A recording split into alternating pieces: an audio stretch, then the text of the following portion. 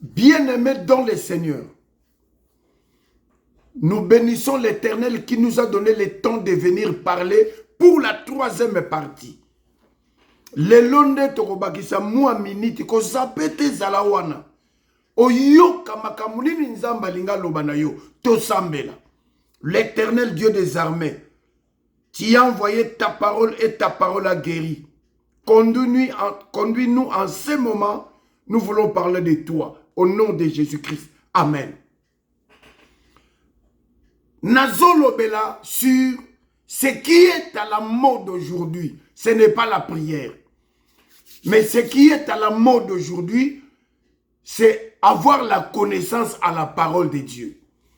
Bien-aimé qu'on l'écate, bien-aimé qu'on zapete, bien-aimé qu'on longoate, Dieu a besoin de te parler. Nabandeli, je reprends. Ce qui est à la mode aujourd'hui, savoir la connaissance à la parole de Dieu.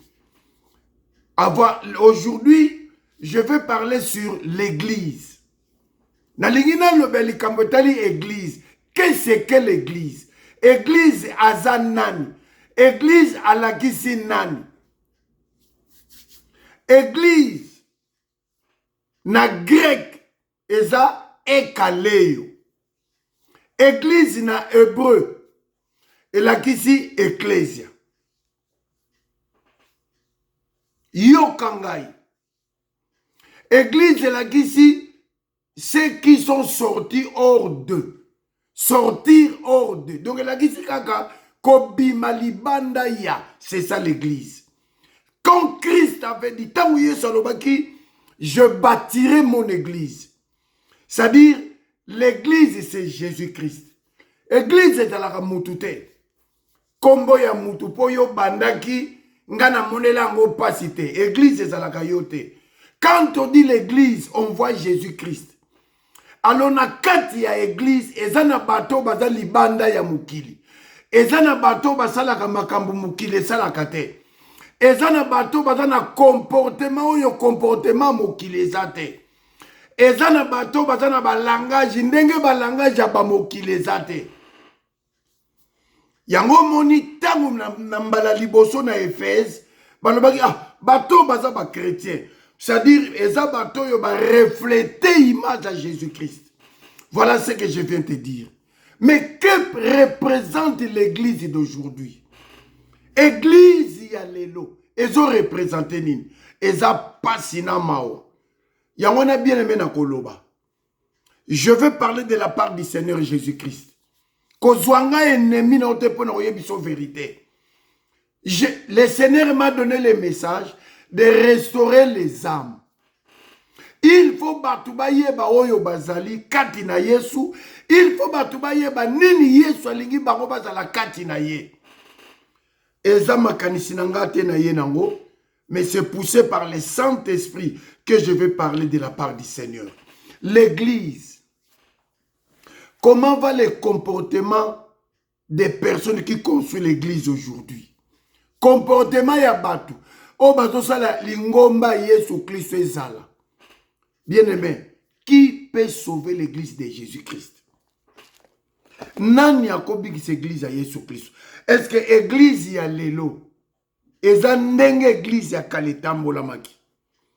L'église d'aujourd'hui marche comme l'église. Parce que l'église à lelo, il fait une image à l'église primitive. Lelo soki apôtre Paul aye muta bandaki makambebe église oyo. Lelo soki Pierre aye batala église à lelo. Bakoloba nini? Est-ce que l'église ezotambola ndenge liloba nzambe esali? Lelo ba passer ba yeli batuka ka mabondeli. Mais bazo enseigner batute. Na loba ki on a vidéo eleki. La Bible déclare l'église primitive, il persévère dans les enseignements des apôtres. Ngainde konabino nazalaki na Luanda po nazangole. Nazalanga pe mwana nzambe. Nazalaki na Luanda. Ezalaki mukolomoto osala débat na pasteur moko ya communauté ya 12 apôtres. Pasteur on a biso to ndimaka Yesu te, Yesu aza nzambe te. Pasteur moko habite Jésus-Christ est Dieu. Tomoni mama moko azoleka. Je vous déclare au nom de Jésus-Christ. Mama wana azoleka pasteur mosusu atunabi mama yo ke apabite lelo mokola baptême pasteur na ngai yeyo tozoke so baptême mbala moko pasteur a 12 apôtres atuni mama na mama Yesu aza nani mama wana répondre entre pasteur wana pasteur na ina ngai na yebi na ngate. Comment une maman a cause de baptême a yebi Yesu te? Regardez ba pasteur toza wana pona kopesa batu babondela komatsa batu bangomba toza na pona kopesa ba séminaire makambo nyonso, mais les gens ne connaissent pas Jésus-Christ. Ça c'est une action moko très grave. Moi je viens par la grâce de Dieu. Na bato bakoyoka ngai. Na bato nkola pona po babika parce que bato nyonso te nkola benga po babika. Ba passer nyonso te nkola bazoteya wana bakota na bokonzi na Nzambe. Ezana ba passer bazoteya suka na bango bakeli felo. Mais ngai na ngolu ya Nzambe na l'équipe bango te. Mais na yepo na yebiso ndeko landa makamna ko yebisa yo. Ce qui est à la mode aujourd'hui, c'est la parole de Dieu. Et qui peut sauver l'église de Dieu? Nani akobi qui s'église en colo. Bien-aimé, na totanga ba verset moko awa, na kacha Bible, landanga bien. Pour comprendre que ce qui est à la mode, ce n'est pas la prière, mais ce qui est à la mode, c'est la parole de Dieu. C'est d'après tes lois que tout subsiste aujourd'hui. Car toutes choses te sont assujetties. Si ta loi n'avait pas fait mes délices, j'aurais alors péri dans ma misère. Soki maloba na yo esalaki esengo na nga te, mbele na kufa na bapasi na ngai. Balobi te ke soki libondeli. Je n'oublierai jamais tes ordonnances, car c'est par elles que tu me rends la vie. C'est la parole qui rend la vie. Ce n'est pas la prière qui rend la vie.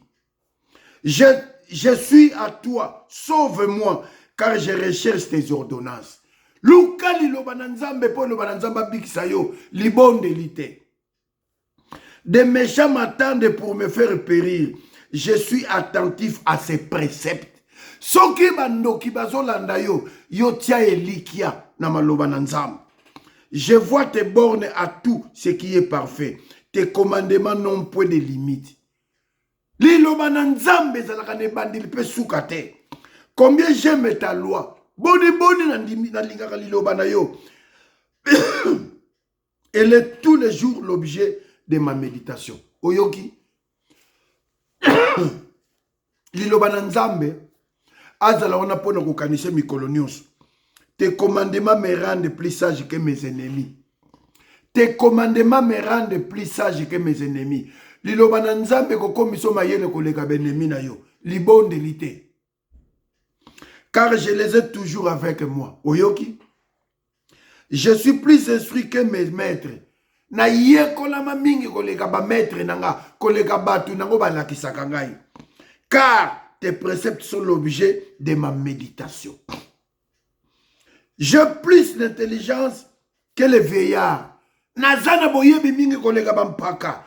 Car j'observe tes ordonnances. Oyoki loba na Nzambe. Bisika ni batangi prière. Bien-aimé, je viens devant toi te présenter ce qui est à la mode aujourd'hui. C'est la parole de Dieu. L'église de Dieu. Jésus-Christ vient prendre Azoya Kokamata, épouse, moi si nan, oya vandi na kacha liloba. Yesu Kamata moi si nan, oya lobi na Jean 17:3. Or la vie éternelle, ceux qui te connaissent. Yesu Kamata église, moi si nan. Yesu lobi na Jean 4, à une femme samaritaine. Vous adorez ce que vous ne connaissez pas. Batu mingi bazo sambela Nzambo bayebite. Ozo ke no sambela. Meli loba na Nzambe na vina yo izawapi. Ozo ke ne ko luka Nzambe. Ozo luka Nzambe par rapport à quoi? La prière, c'est répéter la parole, c'est présenter Dieu dans sa parole. Libondeli, ezako lakisa Nzambe na liloba na ye. Nzambe tata, talanga boye, ba problème non. Basambe la kabongote, basambe la kaboye. Seigneur, le Dieu créateur des cieux et de la terre. Il est écrit, Psaume 23, tu es le bon berger. Nzambe, batela ngai. Seigneur, Psaume 127 verset, Psaume 121 verset 7. La Bible dit, tu gardes le départ et l'arrivée. Nazobima nazo kende koteka. Nazobima nazo kende lukambongo. Nzambe bima zonga nanga. Voilà la prière. Nzambe tala bayinite. Bayini na vino bakozala kaka. Bandoki na vino bakozala kaka. La Bible dit, le monde est sous l'emprise du diable. Frère, yo mutolingo zala en Christ. Il faut aller en l'église. L'église, c'est le corps. Le corps, c'est la parole. Le corps, c'est l'esprit de Dieu. La parole, c'est la lumière. Songo vandi na kata lumière. Bien aimé, bandoki bakozala kaka. Bademo bakozala kaka. Mais bakosimba yote. Voilà l'église d'aujourd'hui. Passer bakena batu. Babondela. Passer bakena batu. Babondela. Mata bangomba. Mais bazokoka koye kusabatu te liloba na nzambe. Version nga na tangi yao. Nazana mukani yoka iloko mona kotango. Verset mona kotango. Na mukana Psaume 119 verset 105 Bible lobini. Ta parole est une lampe à mes pieds et une lumière sur mon sentier. Liloba na yo eza mwinda na makolo pe pole na nzela na ngai. Balobi teke prière. Balobi liloba. L'église, qui peut sauver l'église du Congo? Qui peut sauver l'église de l'Angola? Et ça n'a pas si pour l'église. Ce qui est à la mode, ce n'est pas la prière. Ce qui est à la mode, c'est la parole de Dieu. Batu bazo ke no sambela connaissance à l'ilobezate. Bazo sambela hors la parole. Or la prière, c'est dire à Dieu sa parole, ce qu'il a dit. Seigneur, toi tu as dit. Je serai avec vous tous les jours jusqu'à la fin des temps. Talaba pasi nazana. Soko lobi liloba. Lokola nzamba za fidèle. Ozongise na ba problème na yo. Nzambe ba problème mi kakatano azakunate. Yango moni une année 2 à 5 ans en église. Action de grâce 10 millions ça, les choses ne changent pas. Parce que tu ne présentes pas la parole de Dieu à Dieu dans ta prière. Nazana pasi na motema. Église. Nazana pasi na motema. Moi, votre frère, l'apôtre Jansi Kindomba. Na yeka pour le vélo komoko. Oyebi na otolanda YouTube wa émission moko. Nalandi ceux qui se disent notre père na Angola. Nalandi prophète Miezi. Nalandi archibishop Nsingi. Nayoki pasi na mawa. Nayoki pasi na mawa. Il faut na lobango. Il faut na lobango. Vous qui prétendez être nos pères en Angola, c'est ça ce qu'il faut parler.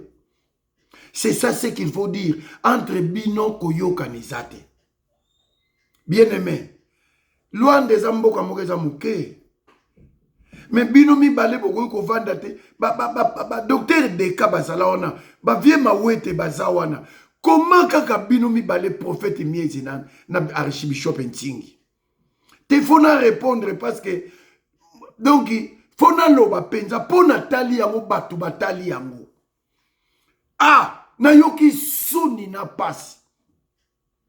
Prophète Mieza lobi na komaki na Angola église ezalaki te. Mais ali kam yoko kumisa manango te prophète. C'est Jésus-Christ qui a dit allez partout dans le monde prêcher la bonne nouvelle. Soko komaki na Angola église ezate gloire au Seigneur. Soko komaki na Angola ko implanter l'église ezalaki na ordre ya mutute, c'était l'ordre du Seigneur. Yango loko yoko oko s'enorgueillir na ngote prophète. Ce n'est pas ça dire aux gens que tant on a komaki na Angola église ezalaki te. Siko loko komaki na Angola église ezalaki te. Bobandi ba IPPD ya. Photo futa yo combien pour yo kende ki église na Angola église ezalaki te. Et ça langage moka bassé ce prophète. Hein? Ça, on ne peut pas dire cela na niveau na yo. Vous ne pouvez pas dire cela. Et ça, les kamouya komi matisate, tu as accompli l'œuvre du Seigneur, prophète. Yo koleke lango lo bateke na koma ki na ngole église ezala kite. Siko lokolo koma na ngole église ezala kite, nzamba salelo nini. Attendez-vous à la vie éternelle. Ngana yo ki pasi na mao. Nyonso wana pona nini. po yena archibishop Ntingi bayoka na kate. Et l'autre salinga pasi réponse ya archibishop Ntingi azolo ba émission na ye docteur prophète Miez azana ba docteur dans l'église na ye ba ye kusaye éthique. Ça c'est quelle bassesse.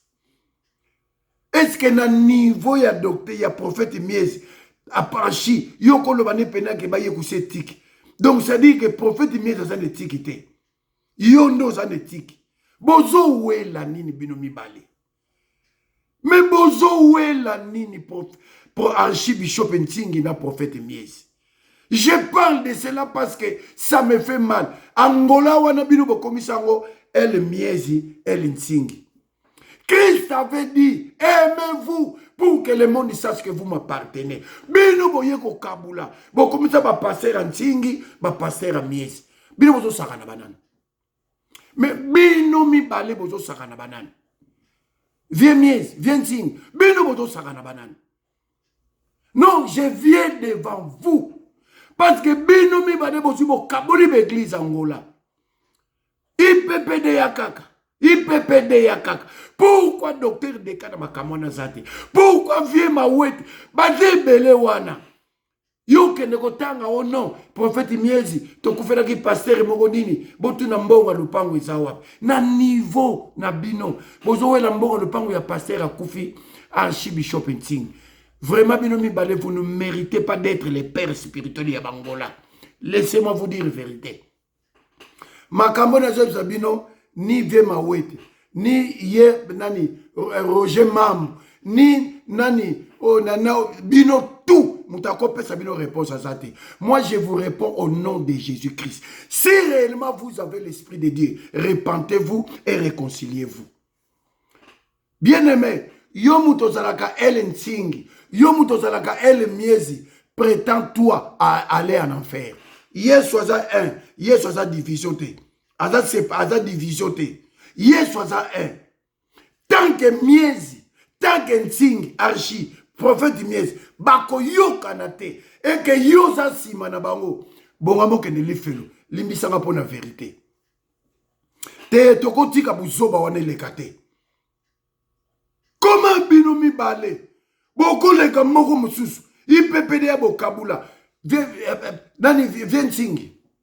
Nene biso loko moko, ngana kende mission na Namibe, et pas ya prophète, et pas ya pasteur Joachim Matondo. Benvino. Tokuta na Namib, yo pesanga mbote. Na ndaku ya pasteur bienvenu pasteur na yo pesanga mbote. Mais oyebi ke to longwe, na longwe loanda yo po longwe, na kuta na yo, oyebi ke wana pas apôtre to sakane kuna na Luanda. Vie yo pesanga mbote. Yo pesanga mbote te. Otalanga utuloko lo monanga te. Mais église wana na kutango basi batongo me batia crépissage te. Na sala séminaire, il y a une semaine, na bimisa 90 sacs à ciment. Basala crépissage libanda 4 églises wana. Benga pasteur Benvindo oyo bengana olongola kuna. Ayebi musa na sala kuna. Na séminaire à semaine moko, na bimisa 90 sacs. Nde basala crépissage ya IPPD ya Namib, libanda 4 na zwa elokote. Lokola pasteur Matondo Benvindo azaki mutea malamu ndatinda kinga na ntombo aparta foulanga ba porte na teaki nde na pambola maki mais l'église wana IPPD ya Namibe na zwaki lokote mais na sala musala kuna ba crêpe de salama kuna ngamutu na sana te ya 90 sac mutatinda ngai kuna pasteur Onan na connaissance ya pasteur Onan lycéen nzamba pambola pasteur lycéen ponga ne baki pasteur Benvindo te. Si vous bunda, où est l'unité de l'église? Archi Ntingi, prophète Miezi, bino bolingi bo membat na lifelo. Bino bozo sakana banane. Vous blaguez avec qui vous? Hein? Vous êtes là pour nous prêcher la parole. Vous êtes là pour nous montrer le chemin. Bino bozana po bo kambabatu. Elle Miezi, elle Ntingi. Boke na bango wapi? Bino boke na bango wapi? Loin les a divisé n'a pas passé à cause de vous, à cause de votre mésentente, à cause de la kitata. Entre vous deux, il n'y a personne qui mérite être père. Nakatambo kawana. Laissez-moi vous dire la vérité. Na comme ennemi na binote pour nebisibino solo. Si vous avez l'esprit de Dieu, l'esprit qui m'anime, c'est le Seigneur qui m'a envoyé nebisabino. Repentez-vous. Bossa la boyokana. Bossa la boyokana. L'église de Dieu est en péril. Entre nous, Jésus-Christ n'est pas construit une grande église. Jésus-Christ, l'amour, l'unité. Voilà pourquoi, Tala, Paul a gagné la pierre. Pierre a vendu Kimia. Paul a gagné la pierre. Pierre a vendu Kimia. Pierre a yokati a répondate. Lelo gagné la Archbishop Nsingi. Ndekuti na lobby boy. Hey, yokoti magama ba vie. Keba ba vie. Keba. Ba vie na ko respecter bango me na ko banga bango te. Na ko banga bango te bisika bango bazo kotsa buzoba. Banda be mission ne salamaki nani sai ko répondre que vie botika makambo bato tu bazo banga. Eh vie miezi, eh vie ntingi. La vie éternelle, ce n'est pas aller à Londres, aller en Chine partout prêcher la parole. Viens Archie, la vie éternelle, ce n'est pas avoir beaucoup de communautés. La vie éternelle, c'est l'amour de Jésus-Christ. C'est l'unité. Nalobiango tant que votre frère. Bon le kasune émission te boloba. Eza soni et kiti sibino. Et pe sibino valerte. To lobela rabino mingi na bamboko yo. Ba bengi biso ba lobi. Tala ba tata bolobaka. Tala ba tata. Est-ce que des pères peuvent se comporter comme ça? Et puis pour nous la père yoko lo ba biso ko sa père. Archi Yoko benga yoko komi komisa tatate. Prophète Mies, yoko komi komisa tatate. C'est les enfants qui vont dire comportement Yarchi, vraiment il est notre père. Non, comportement ya prophète Mies, vraiment il est notre père. Est-ce que na loi d'attendre batala kabino, na ba conflit, na ba haine bozanango. Est-ce que réellement vous êtes parmi vous deux, nani a cause à la père na mboka wana. Boyoka o molimo na nzamba ibisibino. Je vous le dis tant que je suis votre frère. C'est moi l'apôtre Jansi Kindomba. J'adresse à l'église corps de Christ à l'Angola. Moutou nyozo za sima ya prophète Mies. Elle est Mies. Moutou nyozo za sima ya elle Ntingi. Bongama ke elifelo. Bongama. Yo moutou kota na ranki na bango. Bongama ke elifelo. Entre ces deux vieux-là, je ne crois pas qu'il y a le Saint-Esprit. Si le Saint-Esprit existe entre les deux, il y aura l'humilité. Comme qui ça, moutayoki likamba mout. Aye, oya boy, ba bengani ba pap, ba docteur deka ba vie ma wete ba pa, ba bengani ba mpakatu ba vandi. Bon, le problème est ndengeni. Tout ça ndengeni Archi, limbisanga na lobaki. A prophète, limbisanga na lobaki. Batu ba sambeli, nebana ba ko témoigner tala ba tata na biso. Mais bino bozo swana. Prophète Miesa ke benga marque table. C'est moi le père de l'Angola, la coûte église, c'est ça la guité. Si vous avez personne, vous benga biso tout peso offrande pour église, c'est ça la guité. Yo muto banda. Tangu Yesu akufaki yo salaki. Prophète Miezo salaki tangu Yesu akufaki. Yo basalaki na yo. To yo muto banda église na mukili yo. Tu n'as fait que ce que la loi de Dieu a dit. Ce n'est pas une chose à se regarder. Il y a commis koumi sa prophète. Archbishop Nsingi, tika biloko wana. Botika barankini wana bozana ngo. Soki boko yoka na te, binomi balé préparez-vous à l'enfer. Je vous le dis avec au nom de Jésus-Christ. Nazo banga binote, faut bo yoka vérité oyo. Parce que Christ avait dit, soyez unis, soyez un. La prière de Jésus dans Jean 17, Yesolobinin, Père, je ne prie pas pour eux seulement, mais je prie pour ceux qui croiront par leurs paroles, afin qu'ils soient un comme nous. Vous avez l'esprit de Dieu. Nzambe yalola asimba mitema na bino.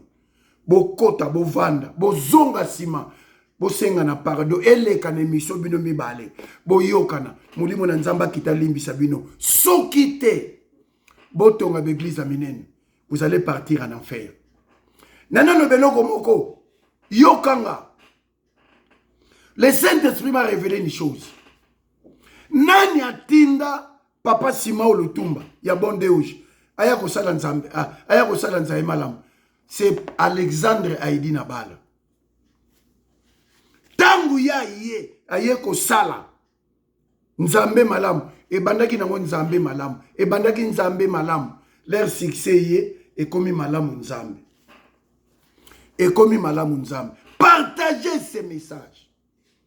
Pasteur yokangai pema na kimia nana yebisaki ko pema na kimia. Et puis nous ba passer sur balobaka liweza nzela biso nyonso. Nana yebisaki liweza nzela biso nyonso. Voilà que tanga Bible ezate ko vandela kama bondeli. Nani ayebisa yo? C'est moi ton frère qui te dit. C'est dans la parole.